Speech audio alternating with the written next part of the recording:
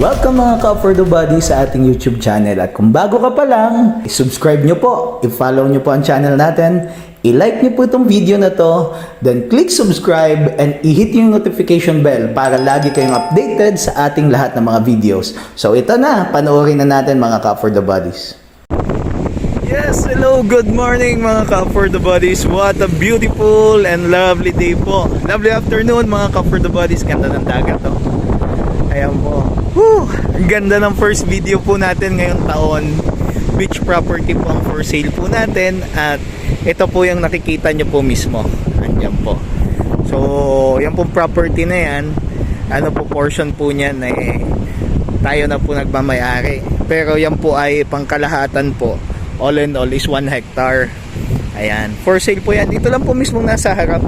Katapos po nitong kalasada, ito po mismo. Ayan. Yan po, meron na po tayong bakod po dyan. Ayan. May bakod na po dyan. Tapos yun po yung hangganan doon. Okay, hanggang doon. So ito po ay may frontage. And meron po tayong 4 lots available po dito mga ka-For the Bodies. Ano ho, sa mga interested po, napakaganda po nitong property na to. So kung makikita nyo po, ito po yung road po natin. This is the continuation of the Cory Aquino Boulevard. Ito po yung Cory Aquino Boulevard dito po sa Camarines Norte.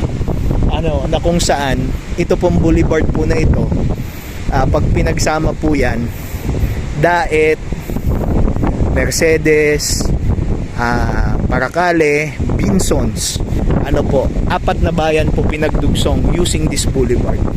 Pero may mga areas pa po na putol. Kaya po dumaan tayo mismo po sa sentro po ng Labo para makarating po dito mga For the Body. So, ito po mismo yung property. So, wala pong tanim. Ayan. Mga ilan-ilan po na nyug. Po, ito po mismo yung for sale po natin. At ito po, subukan natin bumaba po ng dagat. Okay. May mga ilan-ilan tao. Ito din po sa kabila. Oh, ganda ng view dito sa kabila.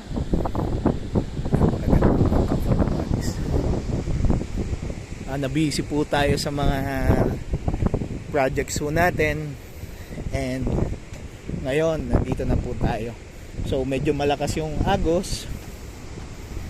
Ayan po, meron pong hagdan dyan. Ayan, pwede po bumaba. Meron din po doon, may hagdan din po. Okay, so ito po yung natin. Dami po pala siya. So ito po yung sun po natin dito. Pero yan po yung view. So when you're here going to Calaguas Island, pwede po dito. It's just only 20 minutes if I'm not mistaken from Calaguas Island po ito property. Napakaganda mga ka-For the Bodies. Kayang makita nyo po yung palapa po ng niyog ng mga nakatayo. Kabila po yan. Tinataniman po nila ng mga gulay dyan sa kabila. Okay. So ayan po yung itsura po ng lupa natin.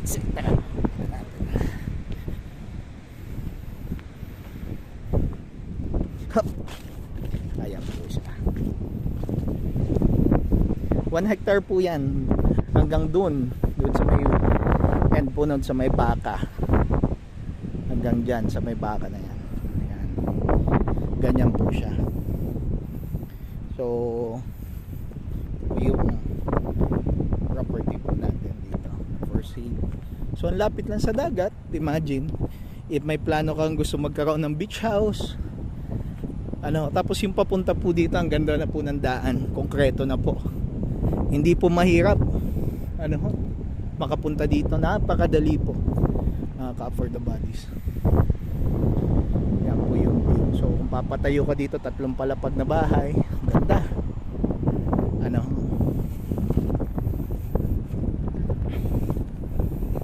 Wala pong problema dito. Isa po tayo sa may-ari ng lupa na to, mga ka-For the Bodies. Kaya 4 na lang na lote ang binibenta po dito. So ayan po yung, ito po yung Barangay Road. So hanggang dito lang po yung property natin, property line. Okay, yan po yan. So ayan mga ka-For the Bodies, ito po yung isa sa mga napakaganda at mura nating property ngayon. And take note, napakamura po nito. Ang dami pong binebenta mga beach property dyan, medyo mahal. Ito po, quality talaga siya. Kasi bakit mo yung dagat at saka flat land pa po siya, flat pa po siya. At talagang madami kang pwedeng gawin dito. Nasa sa'yo if you wanted to develop it. Sabi lang po kayo at alalayan po namin kayo. Alalayan ko po kayo mismo, mga Cup for the Body. So medyo matagal po tayo mga walang video, pero ito po, napakaganda po nitong property na to. Panalong-panalo po ito, napakamura pa po. So pag-usapan po natin paano yung titling personally po. Nandiyan naman po yung number ko po. Nakapost po dyan sa sa video po natin. So ayan nga po mga Cup for the Bodies, ito po yung aerial view po ng property. So drone shot po natin. Ayan, napakaganda ho talaga. So ito pong Cory Aquino Boulevard po na to. This is the longest boulevard in the Philippines po ngayon. So makita nyo po dun sa parteng dulo, putol pa po yan. Yan po ay dire-diretso po ang paggawa po niyan, ang construction po niyan. Kasi 4 na taon po ang dinudugsong po niyan. So if you will be going to the major city po, which is the Daet, so kung nandito yung property mo, pag dumaan ka po dyan, pag natapos po yan, nasa almost na lang po yan, 20 minutes to 30 minutes, nasa Daet proper ka na po. Tapos yan na din po pag may airport po kasi sa dulo niyan, sa may Bagasbas Bagasbas Airport sa Daet, Camarines Norte. Ayan po, napakaganda ng property kasi flat po yung property. Hindi na po masyadong madaming gagawin kung gusto nyong i-develop. So magko-construct ka na lang po nung gusto nyong gawin po diyan na bahay. So natapos po ito, possible din po this could bring you another business opportunity. Pwede ka magpagawa po ng mga resort. Ayan, ito naman po yung beach side niya po. So yan po ay may mga inanod lang po ng mga coconut husk po dyan sa tabi ng dagat. You are facing the Pacific Ocean po pag dito. Nandito po kayo sa property natin. Fully concrete road po yan. That is National Highway po yan. Boulevard po yan. Cory Aquino Boulevard. So ganyan po kaganda itong property ho natin ngayon na na nakapost po dito sa vlog po natin. Andito na po tayo, nagbabalik tayo. Tapos na po yung mga projects ko. Ito na po yung isa sa mga hinihintay nyo. One of the best properties for the year 2025. So see you po mga Cup for the Bodies. Tigit sa lahat po ng meron tayo, sa Diyos lang po yan lahat. So purihin po ang Panginoon sa kalangitan. Sa Kanya lamang ang lahat na papurit pagsamba. In Jesus name we pray. See you po sa next videos po natin. Bye bye for now.